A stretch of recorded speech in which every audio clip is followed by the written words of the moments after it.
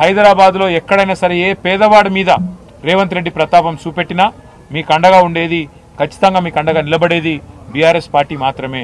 ఎందుకంటే మాకు తెలుసు హైదరాబాద్ నగరంలో ఇవాళ ఒక్క బోరబండ తీసుకుంటే ఇట్లాంటి స్లమ్లో ఒక 100 ఉంటాయి, ఈ 100 గల్లీలు ఉంటాయి. ఇటువంటి ఈ 100 గల్లీలల్లో ఏది రైటు, ఏది రాంగు, ఏది లీగలు, ఏది ఇల్లీగల్ అంటే దేవుడు కూడా చెప్పలేడు. మరి అటువంటిది కావాలని ఒక బిల్డింగ్ ఏదైతే బీఆర్ఎస్లో పట్టుకొని దాన్నే కొట్టాలి, ఒక బిల్డింగ్లో ఒక కేసీఆర్ సానుభూతి పరుడో అభిమానం కార్యకర్తను ఉంటే వాళ్ళనే సతాయించాలనే విధంగా ఏదైతే అధికారులు కూడా కాంగ్రెస్ నాయకులు ఆడించినట్టు ఆడుతున్నారో వాళ్ళకు కూడా నేను చెప్తున్నాను, అన్ని రోజులు ఒక్క తీరు ఉండయి. ఇలా ఏ అధికారులు అయితే అతి చేస్తుండ్రో, ఏ అధికారులు అయితే కాంగ్రెస్ వాళ్ళు ఆడిచ్చినట్టు ఆడుతుండ్రో, కాంగ్రెస్ పార్టీ కార్యకర్తలు లెక్క పనిచేస్తుండ్రో, ఇది మంచిది కాదు. అధికారం ఎవ్వలకు శాశ్వతం కాదు. మొన్నటిదాకా 10 ఏళ్ళు మేమున్నాం, ఇలా వాళ్ళకు అవకాశం వచ్చింది. రేపు మళ్ళీ బరాబర్ తెలంగాణలో మళ్ళీ కేసీఆర్ గారికి అవకాశం వస్తుంది.